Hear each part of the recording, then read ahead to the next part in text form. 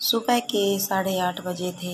जैसे ही नवीन अपने कमरे से नाश्ता करने के लिए निकला, मम्मी आप समय पर नाश्ता कर लीजिए, मेरा क्या है, लेट भी करूँगी तो कोई दिक्कत नहीं होगी, पर आपकी उम्र ऐसी है कि वक्त पर नाश्ता करना चाहिए। ये देखिए, सब कुछ तो बन गया है, फिर आप कुछ खा क्यों नहीं रही हैं? अगर आपको ये नाश्ता पसंद नहीं तो आपके लिए कुछ और बनवा दूँ? कितने साल हो गए आपको हमारे साथ रहते, फिर भी लगता है आप मुझे अपना नहीं समझती। रूपम नवीन को देखते हुए अपनी सास सुशीला जी से कहती है। नवीन पहले पत्नी की बात सुनता है, फिर अपनी माँ से कहता है, माँ इतनी अच्छी बहू मिली है, फिर भी हर वक्त आपका मुंह लटका हुआ रहता है। अब ये तो दिखावा नहीं हो सकता, क्योंकि ये दिन रात आपको पूछती रहती है, फिर भी आपके चेहरे पर खुशी नहीं दिखती। आखिर क्यों? अब इससे ज़्यादा कोई बहू क्या ही करेगी। छोड़ो, मुझे नाश्ता दे दो, मुझे ऑफिस के लिए देर हो जाएगी। फिर नाश्ता करके नवीन चला गया। नवीन के जाते ही रूपम बावर्ची राजू से बोली, राजू टेबल पर बस दलिया रहने दो और बाकी सभी चीज़ों को उठाकर रसोई में रख दो, और हाँ, दोपहर में मम्मी और पापा जी के लिए दाल रोटी देना। रात में हमारे लिए पनीर की सब्जी और उनके लिए आलू की सब्जी बना देना। ज़्यादा कुछ बनाने की ज़रूरत नहीं। काम के न काज के, दुश्मन अनाज के। सुनीला जी करुण आवाज़ में बोली, बहू इतना दिखावा भी मत करो कि खुद को आईने में ना देख सकूं। मेरे बेटे के सामने तुम हमारे साथ प्यार से बात करती हो, हमारा ख्याल रखती हो, खाने पीने के लिए पूछती हो, और उसके जाते ही तुम हमें इंसान भी नहीं समझती। आखिर इतना दिखावा कोई अपनों के साथ कैसे कर सकता है? रूपम गुस्से में बोली, आपका बेटा, हाँ हाँ हाँ, भूल जाइए, एक समय था जब वो आपका बेटा था, अब वो बस मेरा पति है। इतने साल तो बेटे ने सेवा की, अब क्या चाहती हैं? जिंदगी भर बस आपके पीछे घूमते रहें? अगर ऐसा था तो उसकी शादी क्यों की? हर वक्त घर में मनहूस की तरह मुंह फुलाकर घूमती रहती, और जब बेटी से बात करती है तो खुश होकर बात करती है। अगर बेटी इतनी ही प्यारी है तो क्यों नहीं चली जाती उसके पास, हमारा भी पिंड छूटे। सुनीला जी बोली, हाँ बहू, अपने बेटे के लिए जब हमने तुम्हें पसंद किया था, हमसे घोर गलती हुई, जिसका पश्चाताप पिछले 6 साल से हम कर रहे हैं। और बेटी से तो मैं इसलिए अच्छे से बात करती हूँ ताकि उसे एहसास ना हो कि उसके भाई और भाभी हमारे साथ बस दिखावे का रिश्ता रखते हैं। आज जो तुम दिखावा कर रही हो, कल को तुम्हारे बच्चे भी तुम्हारे साथ वैसा ही ना करें, बस ये सोचकर घबराती हूँ।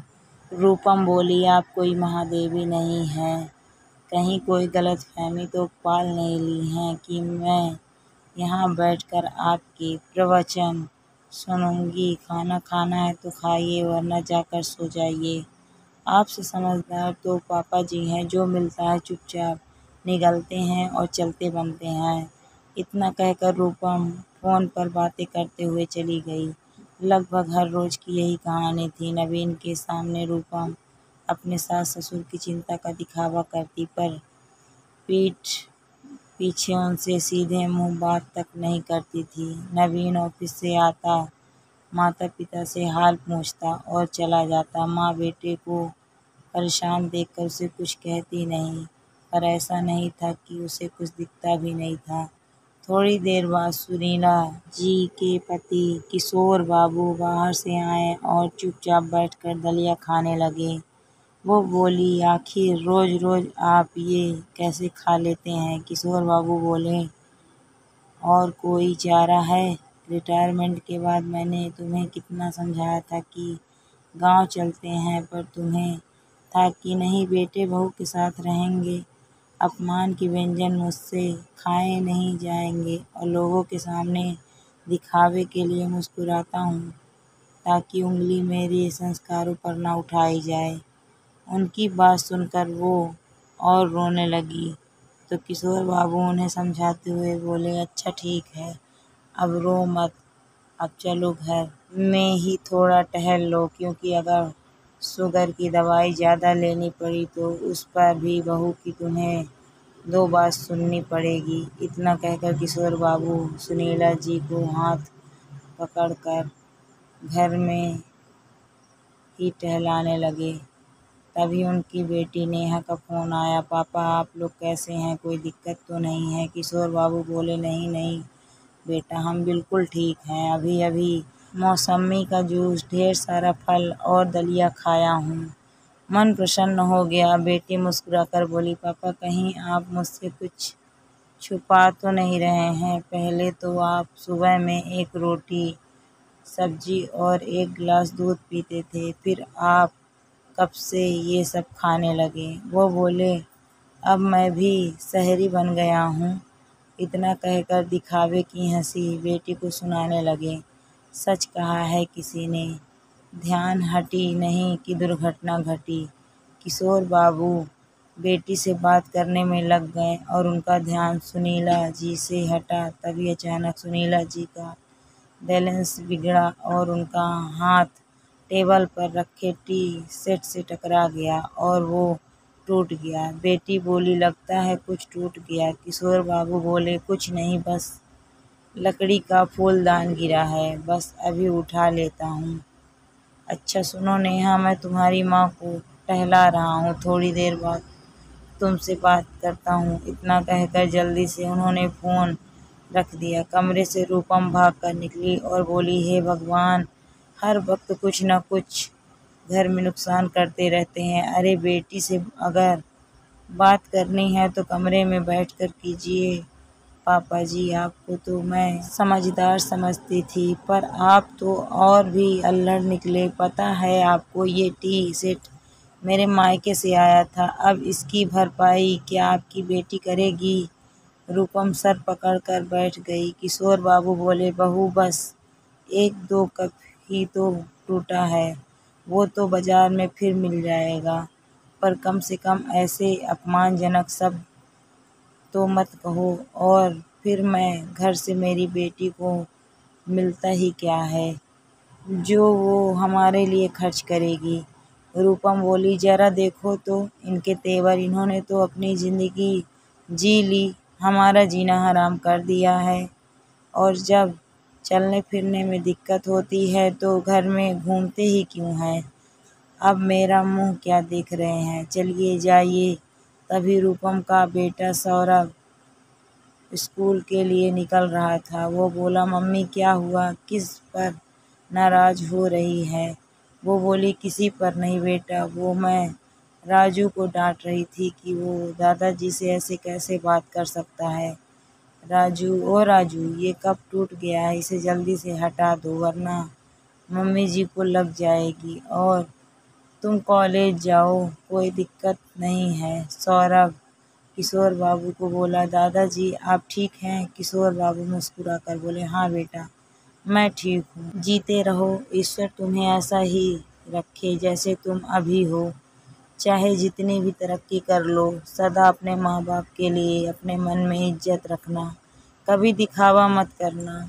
सौरभ आश्चर्य से बोला, क्या बात है दादाजी, आज आपने मुझे सुबह सुबह इतने सारे आशीर्वाद और ज्ञान दिए। किशोर बाबू कुछ कहते हैं उससे पहले रूपम बोली, अब तुम्हें देर नहीं हो रही है, जल्दी जाओ। दादाजी कहीं नहीं जा रहे हैं, वो यहीं रहते हैं, बाद में बातें करना। और पापा जी आप जाइए, थोड़ा आराम कर लीजिए। रूपम ने आंखें दिखाते हुए कहा। शाम में सुनीला जी किशोर बाबू से बोली, सुनो जी, सुबह दलिया, दोपहर में दाल रोटी, शाम में होते होते मुझे भूख लग जाती है, जरा राजू को बुला दो, कहती हूँ कुछ बना देगा। राजू आया तो सुनीला जी बोली, राजू जल्दी से मेरे लिए थोड़ा सा पोहा या उपमा बना दे बेटा, बहुत जोरों की भूख लगी है, दिन भर तो समझौता कर लेती हूँ, पर शाम में ये पापी पेट मानता नहीं है।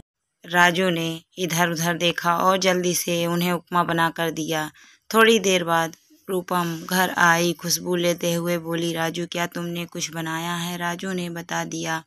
रूपम बोली, मुझसे पूछे कुछ नहीं बनेगा और अगली बार से अगर ऐसी गलती की तो अपना बोरिया बिस्तरा समेट लेना। राजू चुपचाप रसोई में चला गया।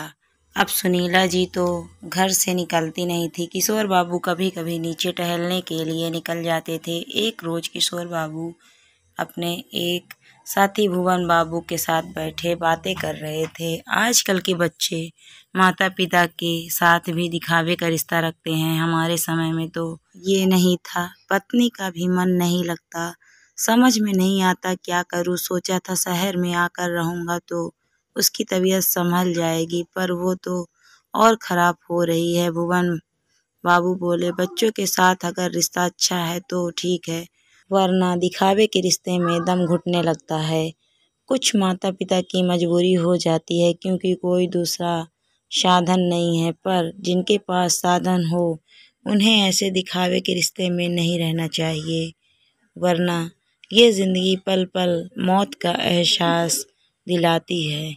किशोर बाबू बोले, भुवन बाबू बुरा ना माने तो एक बात कहूँ, मैंने सुना है आप भी वापस गांव जा रहे हैं। भुवन बाबू बोले, अब आपसे क्या छुपाना। रिटायरमेंट के बाद बच्चों ने दिखाया कि उन्हें मेरी ज़रूरत है, मेरी चिंता है, पर 2-3 साल में ही सारा दिखावा पानी की तरह बह गया और आईना साफ हो गया। आज तक मेहनत करके बच्चों का पेट पालता रहा, अब कुछ साल थोड़ी बहुत मेहनत अपने लिए करूँगा, जो रूखी सूखी मिले कम से कम स्वाभिमान से जी लूँगा। इतना कहते कहते भुवन बाबू की आंखें भर आई। किशोर बाबू बोले, भुवन भाई और कुछ मत करिए, मैं सब समझ गया। मैं सोचता था मैं ही एक अभागा पिता हूँ, पर लगता है ना जाने दुनिया में कितने ऐसे माता पिता होंगे जो बच्चों के दिखावे में अपनी ज़िंदगी नर्क जैसे काट रहे होंगे। आपने तो हमें रास्ता दिखा दिया, अब मैं भी इस दिखावे की ज़िंदगी को नहीं जीना चाहता। फिर दोनों ने कुछ निर्णय और अपने अपने घर चले गए। घर आकर किशोर बाबू ने सुनीला जी को पूरी बात बताई। सुनीला जी बोली, मेरी जो हालत है, क्या गांव में मैं आप पर बोझ नहीं बन जाऊंगी। वो बोले, वहाँ हम एक दूसरे पर बोझ बनेंगे, पर यहाँ अपने बच्चों पर बोझ बन गए। यहाँ दिखावे और जिल्लत की रोटी खाकर भी हम भूखे ही रह जाते हैं। वहाँ तुम मेरा और मैं तुम्हारा ख्याल रख लेंगे। और आज भी गांव में कम पैसे और बिना दिखावे के 2 रोटी और अपनापन मिल जाता है। उन दोनों ने नेहा को फ़ोन किया और इस 6 साल की पूरी घटना उसे बताई। नेहा आश्चर्य में थी क्योंकि जब भी वो 2 दिन के लिए आती थी उसे एहसास ही नहीं होता था कि उसके माता पिता को कुछ दिक्कत है। नेहा बोली, इतना दिखावा आखिर क्यों? क्या भैया भाभी ने ये नहीं सोचा कि कल को उनके साथ अगर ये सब होता तब क्या खुद को आईने में देख पाएंगे? पिता बोले, बेटा हम बहुत थक चुके हैं इस दिखावे की ज़िंदगी से, अब हम गांव में रहेंगे। बेटी बोली, पापा बिल्कुल सही फैसला लिया आपने, क्योंकि मैं भी आपको यहाँ नहीं बुलाऊंगी। अगर कभी मेरे घर वालों के मुंह से आपके लिए कुछ गलत शब्द निकल गया तो मैं खुद को कभी माफ़ नहीं कर पाऊंगी। इससे तो अच्छा है मैं वहीं आकर आपकी देखभाल कर लूँगी। मैं नहीं चाहती हूँ मेरे माता पिता पर किसी का एहसान हो। अगले ही दिन किशोर बाबू ने नवीन से कहा, बेटा अब हम गांव जाना चाहते हैं। नवीन बोला, अब ये क्या नया नाटक लगा रखा है। रोज सोचता हूँ आज कुछ अच्छा होगा, पर अच्छी भली तो ज़िंदगी चल रही थी। फिर क्या बात हुई? किशोर बाबू बोले, बेटा जीवन भर दो तुम लोगों के लिए ज़िंदगी चलाता ही रहा, अब ज़िंदगी को चलाना ही तो नहीं चाहते हम, ज़िंदगी जीना चाहते हैं, और वो भी बिना दिखावे की। हमने तो तुम्हें दिखावे का प्यार तो नहीं दिया, फिर ये दिखावे का मान सम्मान हमारे हिस्से में क्यों आया? कभी सोचना इस बारे में? रूपम बोली, सुनिए आप क्यों इनके साथ जबरदस्ती कर रहे हैं? हमने तो अपनी तरफ से कभी कोई कमी नहीं छोड़ी। सुनीला जी बोली, हाँ बहू सही कहा तुमने, बहुत दिखावे का मान सम्मान दिया तुमने, पर इतना भी दिखावा मत करो कि आईने के सामने खुद को ना देख सको। किशोर बाबू बेटे से बोले, अपने साथ लाया तो बहुत कुछ था, बस स्वाभिमान लेकर जा रहा हूँ, बाकी तो तुम सब पर न्यौछावर कर दिया। अब जो बचा है उसे लुटा नहीं सकता। चलो सुनीला, एक बार फिर से जिंदगी शुरू करते हैं, पर इस बार किसी का मुंह नहीं होगा। इतना क्या कर वो नए सफर पर निकल पड़े। पुराने लोगों ने बाहें फैलाकर उनका स्वागत किया। वो प्रेम दिखावा नहीं था। जैसे ही किशोर बाबू पहुँचे, उन्होंने देखा बेटी पहले से गांव में पहुंची हुई है। माँ के आने से पहले उसने घर की पूरी साफ सफाई और सारा सामान व्यवस्थित कर दिया था। ऐसा होता है माता पिता के लिए सच्चा प्रेम। जहाँ कुछ पाने की चाहत नहीं होती तो दिखावा भी नहीं होता। बेटी को देखते ही सुनीला जी फूट फूट कर रोई। बेटी ने गले लगाकर माँ को वही पुराना हौसला दिया जो कभी माँ उसे चोट लगने पर दिया करती थी। सुनीला जी को गांव में मालिश वाली मिल गई, जो रोज जाकर उनके हाथ पैर की मालिश करती थी। धीरे धीरे उनके स्वास्थ्य में भी सुधार होने लगा और बची हुई जिंदगी पटरी पर आने लगी।